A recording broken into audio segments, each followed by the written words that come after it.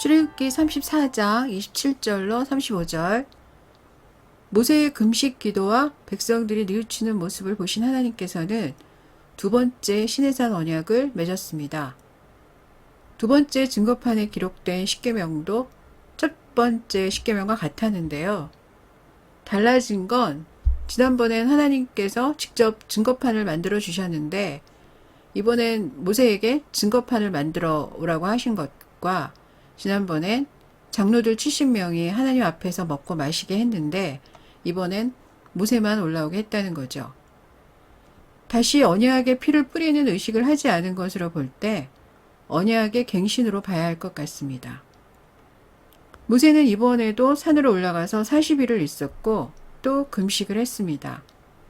시내산에 도착한 후 벌써 세 번째 금식인데요. 120일이면 넉 달을 금식을 한 건데 이 정도면 거의 인간계에 속한 사람은 아니지 싶죠. 모세가 하나님이 새겨준 십계명 돌판을 들고 산에서 내려오는데 모세의 얼굴을 본 백성들이 도망을 갑니다. 모세는 왜 저러나 했겠죠. 알고 보니 자기 얼굴에서 나는 광채 때문이었습니다. 정확히는 얼굴 피부의 광채였습니다. 그런데 얼굴에서 광채가 난다고 백성들이 두려워한다? 좀 이상하죠? 그런데 광채로 번역된 히브리어 카라는 뿔이라는 뜻이 있습니다. 어원도 뿔입니다. 그래서 시편 69편 31절에서는 황소의 뿔로 번역이 됐습니다. 그럼 모세의 머리에 뿔이라도 났다는 거냐? 미켈란젤로가 조각한 모세의 상을 보면 모세의 이마 위쪽에 두 개의 뿔이 나 있습니다. 성경학자들 중엔 라틴어 성경이 이 광채를 뿔로 오역을 하는 바람에 이런 일이 벌어졌다 이렇게 말하기도 하는데요. 그 당시 라틴어 성경을 쓰던 사람들이 모세의 머리에 진짜 뿔이 난 줄 알았고 그래서 미켈란젤로가 모세의 머리에 뿔을 조각했다는 거죠. 그런데 광채로 번역된 히브리어 카라는 뿔이라는 뜻을 갖고 있기 때문에 라틴어 성경에 오역을 한 건 아닙니다. 미켈란젤로가 왜 뿔이 난 모세의 상을 조각했는지에 대한 얘기가 있긴 한데요. 그것과는 상관없이 저는 미켈란젤로가 잘 표현했다고 생각합니다. 원문과 백성들의 반응을 생각해 봤을 때 모세의 얼굴에서 난 광채는 소의 뿔이었다고 봐야 할 것 같습니다. 뭐가 생각나세요? 이들이 만들었던 황금 송아지지요. 모세는 몰랐지만 하나님께서는 두 번째 시내산 언약을 맺고 그 증거판을 주시면서 일부러 모세의 머리에 뿔 모양의 광채가 나게 한 게 아닐까 하는 생각이 드는데요. 그렇다면 아론과 모든 이스라엘 자손들이 왜 두려워했는지 이해가 되지요. 모세가 여호와와 말하였으므로 말미암아 얼굴 피부에 광채가 나나 깨닫지 못하였더라. 29절에는 이런 문장이 있는데요.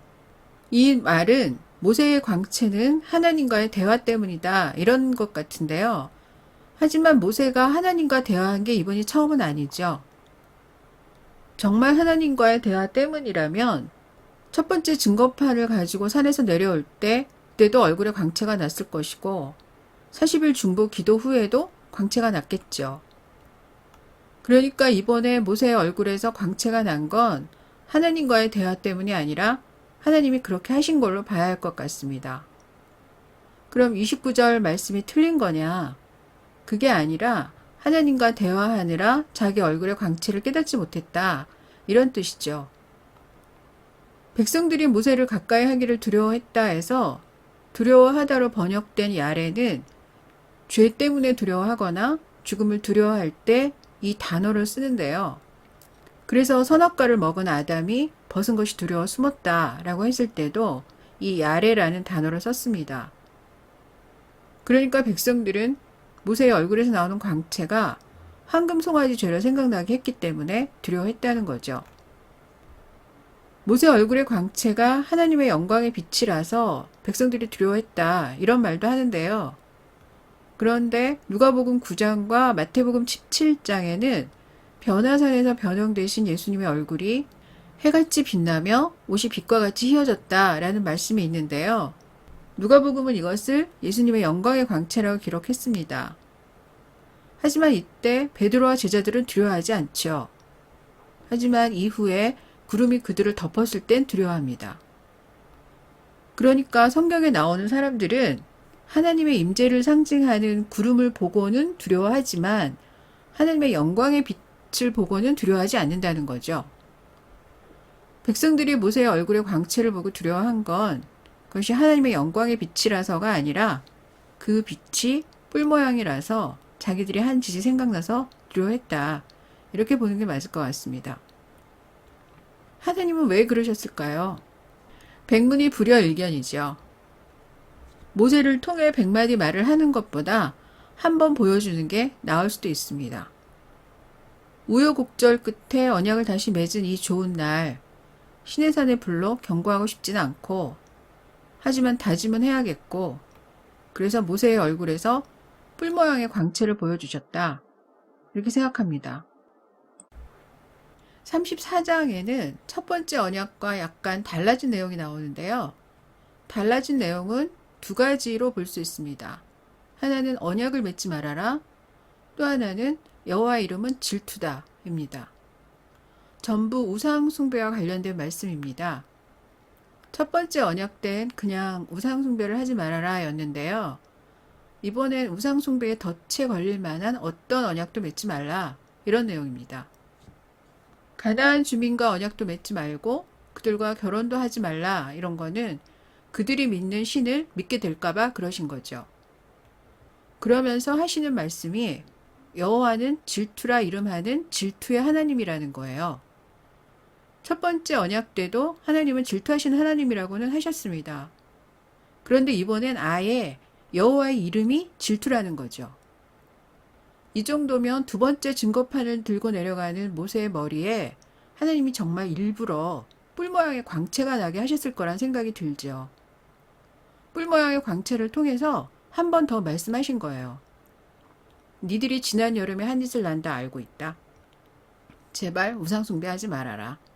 진짜 백문이 불여일견인 것 같죠? 하나님의 이름이 질투라고 하니까 되게 없어 보이는데요. 질투로 번역된 카나의 어원은 시기, 열심, 열광이란 뜻인데요. 성경에 나오는 질투는 두 가지로 나눕니다. 파괴적일 때는 시기 질투로 번역을 하고 좋은 뜻일 때는 열심으로 번역을 합니다. 예를 들면 요셉의 꿈을 질투한 형들이 요셉을 죽이려다 팔아버린 이유가 바로 이 질투 카나였습니다. 이런 걸 열심이라고 할 순 없죠. 에스겔서 39장 25절입니다. 그러므로 주 여호와께서 이같이 말씀하셨느니라. 내가 이제 내 거룩한 이름을 위하여 열심을 내어 야곱의 사로잡힌 자를 돌아오게 하며 이스라엘 온 족속에게 사랑을 베풀지니라. 아멘. 여기서 열심을 내다가 바로 질투라는 뜻의 카나입니다. 하나님의 질투든 열심이든 이유는 하나죠. 살리기 위해서입니다. 우상을 숭배하다가는 죽으니까 죽기만 합니까? 영원한 지옥에 들어가니까 그걸 막으려는 거죠. 유치하게 독차지하려고 질투하고 샘내는 그런 하나님으로 생각하면 안 되죠. 질투는 신약 성경에도 나오는데요. 신약 성경에서 질투의 어원은 액체가 끓는다 입니다.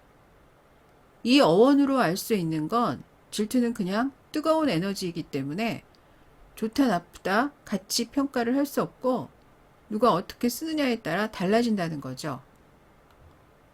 같은 물을 마셔도 소는 우유를 내고 뱀은 독을 내듯이 누가 어떻게 질투의 에너지를 쓰느냐에 따라서 완전히 달라지는 거죠. 질투가 많은 사람이 있죠. 자신이 질투가 많다는 걸 안다면 부끄럽게 생각하지 말고 그 뜨거운 에너지를 사람을 살리는 에너지로 쓰면 됩니다. 이것이 질투하시는 하나님을 본받는 방법이지요. 고린도후서 11장 2절입니다. 내가 하나님의 열심으로 너희를 위하여 열심을 내노니 내가 너희를 정결한 처녀로 한 남편인 그리스도께 드리려고 중매함이로다. 아멘.